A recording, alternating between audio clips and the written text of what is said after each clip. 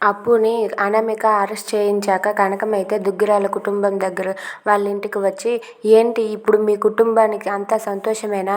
నన్ను నా కూతుర్ని వీధిలోనికి ఈడ్చారు.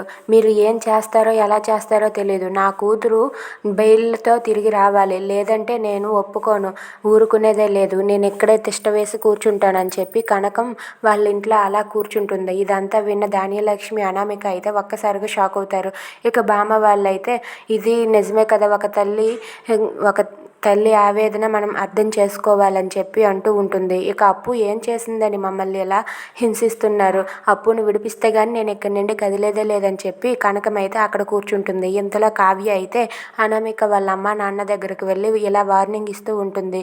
మీరు కానీ నా చెల్లెల్ని బెయిల్ మీద బయటకు తీసుకురాకపోతే నేను ఎక్కడికి వెళ్ళాలో అక్కడికి వెళ్తాను, తర్వాత మీ ఇష్టం అని చెప్పి కావ్య అయితే అనామిక వాళ్ళ అమ్మ నాన్నకి వార్నింగ్ ఇస్తుంది. అది విని వాళ్ళ అమ్మ నాన్న ఒక్కసారిగా షాక్ అయ్యి అలా ఉండిపోతారు. ఇక కావ్య కనకం అప్పుని విడిపించగలరా? Thanks for watching friends, please subscribe.